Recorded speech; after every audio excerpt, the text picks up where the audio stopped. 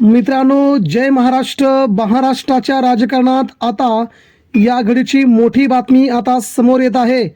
भाजपचं operation lotus आता मित्रांनो सक्सेस होण्याच्या मार्गावरती. एकनाथ शिंदे यांच्या 42 आमदारांनी घेतली थेट देवेंद्र फडणवीस यांची भेट. मित्रांनो, राज्याच्या राजकारणात जैसी करणी वैसी भरणी असं म्हणत ज्या प्रकारे आपण दुसऱ्यांचे आमदार खासदार फुडून आणले, तसे तुमचे देखील आमदार खासदार एके दिवशी फुटणार, हा उद्धव ठाकरे यांचा शब्द होता. ठाकरेंचा शब्द कधीही वाया जात नाही. मित्रांनो, आता नेमकी बातमी काय येते आहे? भाजप आणि एकनाथ शिंदे यांच्या शिवसेनेमध्ये नेमकं चाललंय काय? मित्रांनो, देवेंद्र फडणवीस यांना महाराष्ट्राच्या मुख्यमंत्री पदावरून खाली खेचायचं आणि पुन्हा एकदा महाराष्ट्राचे मुख्यमंत्रीपद आपल्या ताब्यात घ्यायचं, हे एकनाथ शिंदेंच्या शिवसेनेचे मनसुबे भारतीय जनता पार्टीने अगदी लवकरच ओळखले होते. एकनाथ शिंदे यांना वाटत आहे की 2024 साली ज्या विधानसभा निवडणुका पार पडल्या, त्या विधानसभा निवडणुका माझ्या चेहऱ्यावरती आपण जिंकल्या आहेत. त्यामुळे महाराष्ट्राचा मुख्यमंत्री मीच होणं गरजेचं होतं आणि तसा शब्द देखील भाजपने मला दिला होता. परंतु ते मात्र सत्य खरं ठरलं नाही.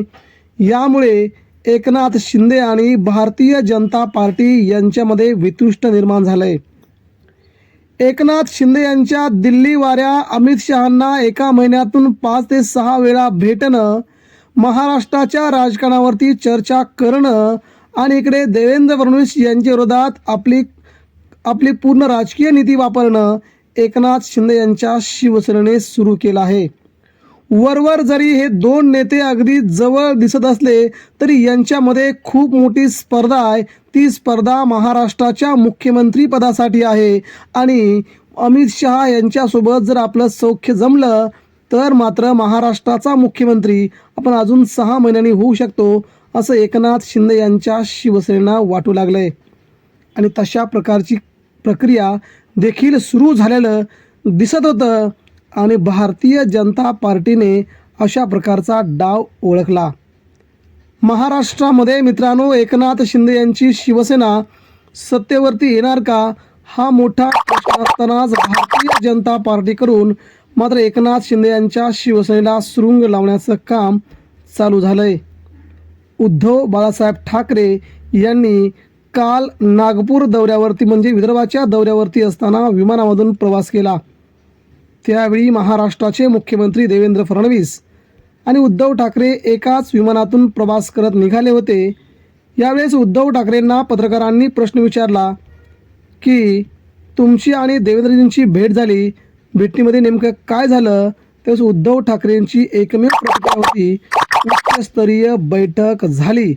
त्या बैठकीत काय झालं हे तुम्हाला पुढील काही महिन्यामध्ये कळेल, असं सूचक वक्तव्य शिवसेना पक्षप्रमुख उद्धव ठाकरे यांनी दिल्यामुळे एकनाथ शिंदे यांच्या शिवसैनिकांच्या आणि नेत्यांच्या पोटात गोळा येणं साहजिकच होतं.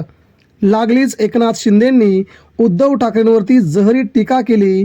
विमानाने जाऊन विमान विकता असा टोला एकनाथ शिंदेंनी उद्धव ठाकरेंना मारला.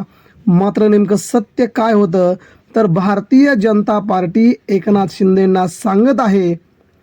मित्रांनो, दिल्लीच्या राजकारणातून ही बातमी येते आहे. भारतीय जनता पार्टी एकनाथ शिंदेंना स्पष्टपणे सांगते, तुमचा संपूर्ण पक्ष आमदार खासदार आमच्या भाजपमध्ये विलीन करा आणि तुम्ही महाराष्ट्राचं मुख्यमंत्रीपद ताब्यात घ्या, असे आदेश भाजपच्या केंद्रीय नेत्यांनी एकनाथ शिंदेंना दिले गेल्याचं समजतंय.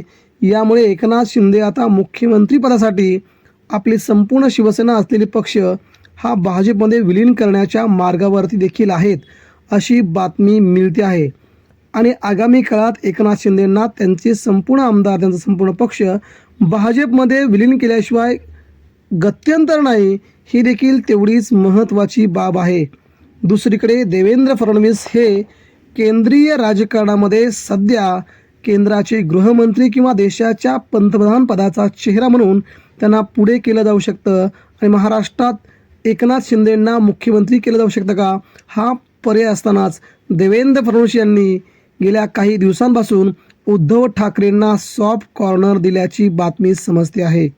आणि इकडे आदित्य ठाकरे असतील, संजय राऊत असतील, यांनी देवेंद्र फडणवीस यांना टार्गेट न करता फक्त एकनाथ शिंदेंनाच टार्गेट करायचं धोरण राबवल्यामुळे राज्याच्या राजकारणात एकनाथ शिंदेंचे 50 आमदार देखील देवेंद्र फडणवीस यांची भेट घेतील आणि आगामी काळामध्ये राज्याचं नवीन राजकारण आपल्याला पाहायला मिळेल.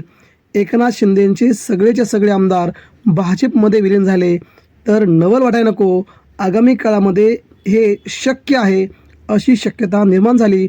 त्यामुळे देवेंद्र फडणवीस हे त्या आमदारांना आपल्या पक्षात प्रवेश घेऊन शिंदेंना डचू देतील अशी शक्यता आहे. मित्रांनो, आपल्याला काय वाटतं या सगळ्या राजकीय भूमिकेवरती आपण देखील आपलं मत व्यक्त करा.